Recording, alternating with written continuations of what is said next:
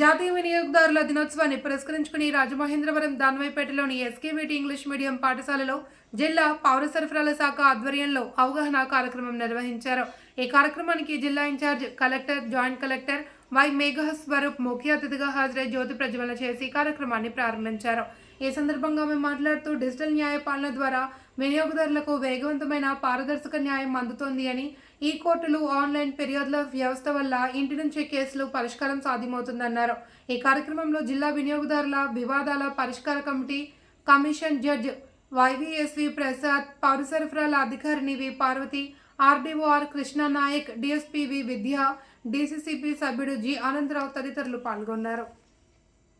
జరుపుకోవాలి అంటే మేడం ఇందాక చెప్పినట్టుగా మనకి మొట్టమొదటిసారిగా 1986లో కన్జ్యూమర్ ప్రొటెక్షన్ యాక్ట్ అనేది పార్లమెంటులో ప్రవేశపెట్టబడి చట్టంగా రూపొందింది ఈ డిసెంబర్ 24నే. కాబట్టి ఈ డిసెంబర్ 24ని పురస్కరించుకొని మనము ఈ జాతీయ వినియోగదారుల దినోత్సవం జరుపుకుంటున్నాం. అయితే మనకి ఈ డిసెంబర్ 24న ఈ దినోత్సవాన్ని పురస్కరించుకొని మనకి భారత ప్రభుత్వం వారు అంటే యాక్చువల్గా ఈ కన్జ్యూమర్ అఫైర్స్ వినియోగదారుల వ్యవహారాలు అనేది ఒక పెద్ద శాఖ అన్నమాట. ఈ శాఖ మనకి ministry of consumer affairs, food and public distribution అనేది ఒక భారత మంత్రిత్వ శాఖ ద్వారా ఈ కన్జ్యూమర్లకి సంబంధించినటువంటి కార్యక్రమాలన్నీ, వాళ్ళలో అవేర్నెస్ క్రియేట్ చేయడము, అనేక ప్రోగ్రామ్స్ అన్నీ కూడాను వారి ఆధ్వర్యంలో అన్ని స్టేట్స్లో కూడా జరుగుతుందన్నమాట. అదే మన స్టేట్కి వచ్చేసేటప్పటికి consumer affairs, food and civil supplies department ద్వారా ఈ కార్యక్రమాలు జరుగుతాయి. అయితే మనకి ఈ కన్జ్యూమర్ అనేవాడు, వినియోగదారుడు అనేవాళ్ళు ఒక శాఖకే, సివిల్ సప్లైస్ శాఖకే పరిమితం అని కాదు. మనకి ఈ సెలబ్రేషన్స్ అనేవి కూడాను మనం అన్ని శాఖల సమన్వయంతో కూడా ఈ సెలబ్రేషన్స్ జరుపుకుంటాం అన్నమాట. అంటే మనకి ఈ నేషనల్ కన్జ్యూమర్ డే సందర్భంగా ఒక వీక్ లాంగ్ సెలబ్రేషన్స్ జరుపుతాం. ఎందుకు జరుపుతాం? సైబర్ క్రైమ్ చాలా ఎక్కువైపోయిందండి. అందులో ఏంటంటే మీ నంబర్ కానీ, లేకపోతే మీ డీటెయిల్స్, మీ ఆధార్ నంబర్ కానీ ఏదైనా సరే ఒక ఫలానా నేరంలో భాగంగా మీరు ఉన్నారు, సో మిమ్మల్ని మేము ఇంటరాగేట్ చేయాలి ఆన్లైన్ అని చెప్పి పోలీస్ డ్రెస్లో ఒక వ్యక్తి మీకు వీడియో కాల్ చేస్తారు అండ్ వాళ్ళు మిమ్మల్ని డిజిటల్ అరెస్ట్ చేస్తున్నామని చెప్తారు. దానికి మీరు బెంబేలు పడిపోయి మీ డీటెయిల్స్ అన్నీ ఇవ్వటం కానీ, లేకపోతే నన్ను దీంట్లో నుంచి తప్పించండి, నేను మీకు ఎంతైనా ఇచ్చుకుంటాను లాంటి డిమాండ్స్ పెట్టేసి వాళ్ళు మీ దగ్గర నుంచి డబ్బులు కాజేస్తున్నారు.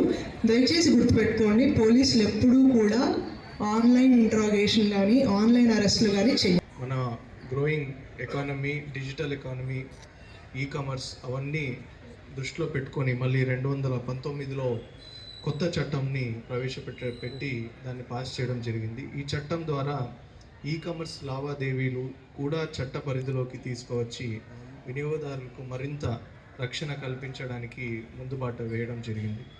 ఒక థీమ్ వచ్చి డిజిటల్ న్యాయపాలన ద్వారా సమర్థ సత్వర పరిష్కారం.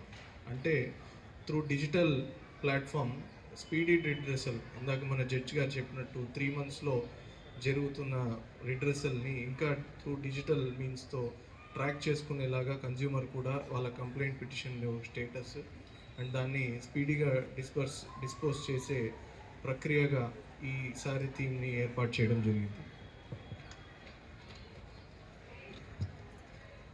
ప్రజల వినియోగమే ఉత్పత్తికి, ఉపాధికి, ప్రభుత్వ ఆదాయానికి పునాది. సో బాధ్యతమైన వినియోగదారుడు కొనుగోలు విషయంలో బిల్లులు తీసుకోవడం వల్ల దేశ ఆర్థిక వ్యవస్థ మరింత బలోపేతం చెందుతుంది. ఈ సందర్భంగా వినియోగదారులు బాధ్యతలను కూడా గుర్తు చేసుకోవాల్సి విజ్ఞప్తి చేస్తున్నాను. అంటే మనకు హక్కులు, మనం ఫస్ట్ మన రైట్స్ని ఎన్ఫోర్స్ చేసుకోవాలంటే మనకు తెలియాలి. మన రైట్స్ అన్నవి మనకు చట్టం ద్వారా ఏమేమి ఉన్నాయని ఒక వినియోగదారుడిగా మనకు తెలుసుకోవాలి. ఇందాక చెప్పినట్టు మన ఈ చట్టం ఏదైతే నేను చెప్పానో దాంట్లో ఒక వినియోగదారుడికి ఎలాంటి రైట్స్ ఉంటాయి, ఇందాక ఆర్డీఓ గారు కూడా 6 అంశాలు చెప్పారు. Right to be heard, right to be informed అని ఇట్లా వివిధ అంశాలు. అంటే యాజ్ ఎ వినియోగదారుడికి మీకు క్వశ్చన్ చేసే అధికారం ఉంది. అంటే మీరు డబ్బులు ఇచ్చి ఒక వస్తువు కొంటున్నప్పుడు దానికి నాణ్యతగా ఆ వస్తువు ఉండాలి. ఆ వస్తువుకి తగిన ఐఎస్ఐ మార్కు, ఏవైతే స్టాండర్డ్స్ వాళ్ళు పొందారో, క్వాలిటీ స్టాండర్డ్స్, అవన్నీ కూడా ఆ వస్తువుకి ఉండాలి. ఎక్కడైనా లోపం అని మీకు అనిపిస్తే మీకు ఆ ప్రశ్నించే అధికారం ఉంది. ఆ అధికారాన్ని ఏదైతే మీరు ఎన్ఫోర్స్ చేసుకోవాలో వివిధ ఫోరమ్స్, డిస్ట్రిక్ట్ కోర్ట్స్ ఉన్నాయి, కన్జ్యూమర్ కోర్ట్స్ ఉన్నాయి, మనకు స్టేట్ లెవెల్ కన్జ్యూమర్ ఫోరమ్స్ ఉన్నాయి, మనకు హైకోర్ట్స్, సుప్రీంకోర్టు స్థాయి వరకు కూడా కొన్ని కేసులు వెళ్ళి కన్జ్యూమర్స్ గెలుచుకొని వచ్చిన అంశాలు కూడా ఉన్నాయి.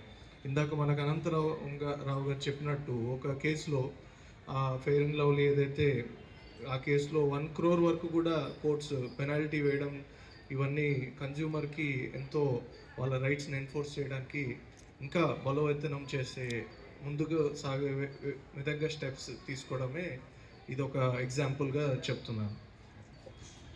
మనం భారతదేశంలో ఇంకా కూడా కన్జ్యూమర్ అవేర్నెస్ అన్నది తక్కువ ఉంది. అలాంటి డెవలప్డ్ కంట్రీస్లో చూస్తే ఒక ప్యాకెట్ వాళ్ళు అమ్మాలి అంటే ఆ ప్యాకెట్లో ఉన్న కంటెంట్ ఏదైతే ఉందో దాని ఎగ్జాక్ట్ సేమ్ ఫోటోనే ఆ ప్యాకెట్ పైన ఉండాలి. అంటే ఒక చిప్స్ కానీ ఒకటి ఏవైనా అమ్ముతున్నారు అంటే ఆ చిప్ ఒక సైజ్ ఎంత ఉందో అదే సైజ్ బొమ్మనే వాళ్ళు ఆ ప్యాకెట్ పైన వేయాలి. దాంట్లో కొంచెం అటు ఇటు వ్యత్యాసం ఉన్నా, ఆ ప్యాకెట్ పైన కంటెంట్స్ ఏదైనా వేరేలాగా ఉన్నా కూడా వాళ్ళు అక్కడ పెనాల్టీ ఇంపోజ్ చేసి కన్జ్యూమర్స్ అక్కడ వాళ్ళని క్వశ్చన్ చేస్తారు. అట్లాగే ఫ్రూట్ జ్యూస్ ఉంటుంది, రియల్ ఫ్రూట్ జ్యూస్ అని మనం చాలా ఫ్రూట్ జ్యూసెస్ తాగుతూ ఉంటాం. ఏది కూడా దాంట్లో ఫ్రూట్ రియల్ కంటెంట్ అన్నది చాలా తక్కువ ఉంటుంది. సో ఇవన్నీ కూడా మనం తెలుసుకొని మనం తింటున్న పదార్థాలు, మనం పే చేస్తున్న వస్తువులన్నిటికీ కూడా నా విజ్ఞప్తి ఏంటంటే ఒకసారి మీరు చూడండి, దానిపైన కంటెంట్స్ ఏంటి అన్నది చదవండి. దాంట్లో ఏమైనా హాని కలిగించే పదార్థాలు ఉన్నాయా, దాంట్లో మన డెవలప్మెంట్ అంటే పిల్లలకి మీరు ఆహారం పెడుతుంటారు చాలామంది చిన్నపిల్లలకి. సో దానిపైన ఈ డిస్క్రిప్షన్ అన్నవి చాలా మిస్లీడింగ్గా ఉంటాయి చాలా ప్రోడక్ట్స్ మీద. ఆ మిస్లీడింగ్ ఇన్ఫర్మేషన్ వల్ల మనం చిన్నపిల్లలకి హానికరమైన ప్రోడక్ట్స్ కూడా ఎన్నో అందిస్తూ ఉంటాం. అవి అప్పుడు వెంటనే దాని ఎఫెక్ట్ కనపడకపోయినా వాళ్ళ కాగ్నిటివ్ డెవలప్మెంట్లో కానివ్వండి, వాళ్ళ ఫిజికల్ డెవలప్మెంట్లో కానివ్వండి, అవన్నీ కూడా ఎఫెక్ట్